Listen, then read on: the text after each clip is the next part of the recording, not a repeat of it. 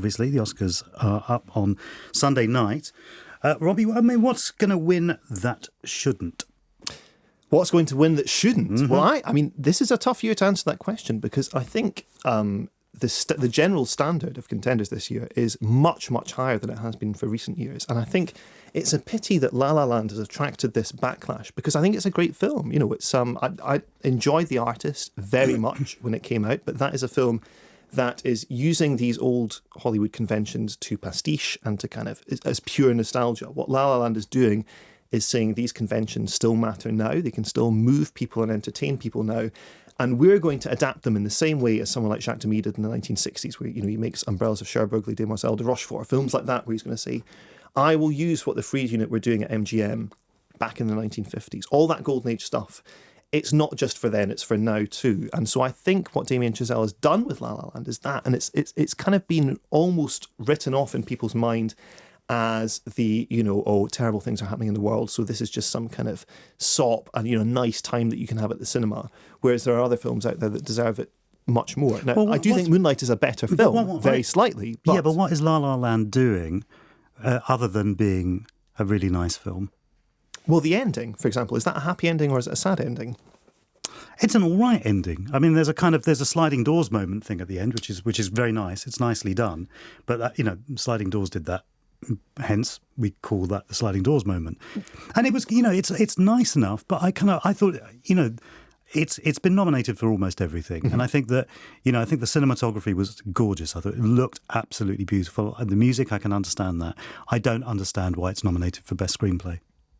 Well, because I think tell me why the sheer nerve that it takes to write that film and get it made now. It's in an unfashionable genre. It doesn't have. That doesn't make it a good screenplay, though. Just because it's got someone to the nerve to do it. But it's funny, and it's very not the funniest film of the year. I'm intuitively quoting it when I talk about a completely unrelated movie earlier on. It's a kind of film that it does get into your bones in that way. And I think, when you look at something like the opening number, where everyone gets out of their cars and dances with these very kind of dramatic fixed grins, showbiz, yay.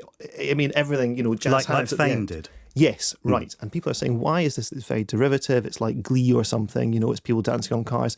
We've seen that before. That, to me, is kind of the idea of that scene. It's that these people are so desperate to make it that they are, drilled in this idea of another day of sun. Here we go again. Let's do this.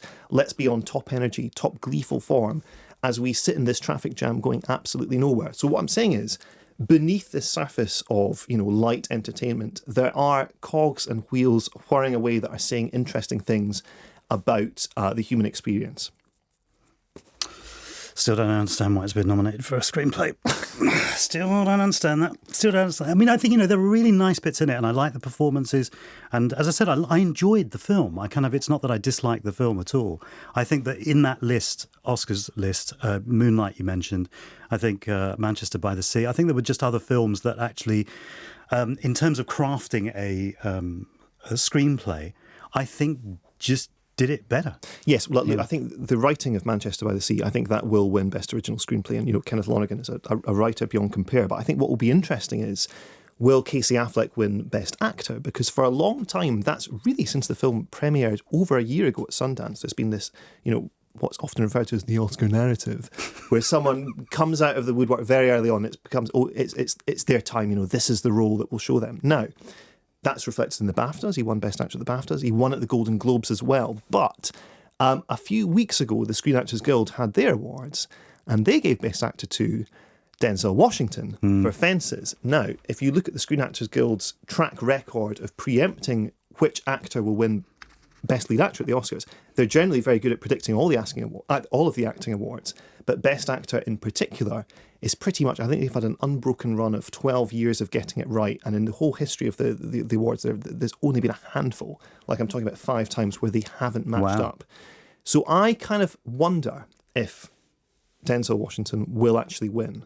And that would put him, that would be his 3rd competitive Oscar. So that would bring him into line with Daniel Day-Lewis and Jack Nicholson, So I have to say he was brilliant. He was brilliant in Fences. Yeah, and I think the complaint that film feels like a play adapted for the cinema, to me, doesn't really hold water, because I think it uses what cinema can do in order to stage it really interestingly. You can sense the scene divisions intuitively in the way the camera will move from one area to another.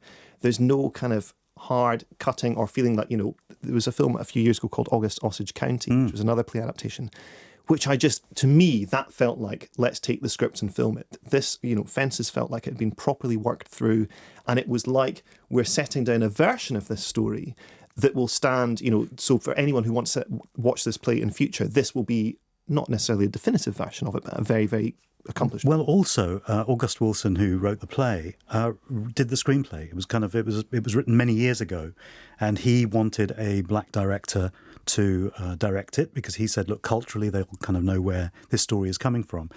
So August Wilson is posthumously nominated as well for screenplay. So after the Oscars So White, are we going to get do you think there's going to be a response to that this year? I don't necessarily think it's a response. What I think it is in previous years, there's been this kind of idea that certain kinds of stories and roles are Oscar worthy. And it's been a very narrowed, blinkered view that skews white. And I think what's happened in this year with the Academy's drive to recruit voters from a wider background, it means that blinkeredness has fallen away. So you're seeing performances being nominated that might not have been nominated in earlier years, but certainly deserve to be there.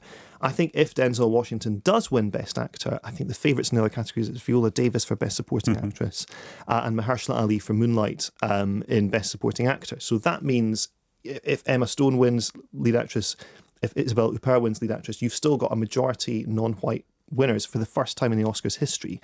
If that happens, that will be the big story of this year's ceremony.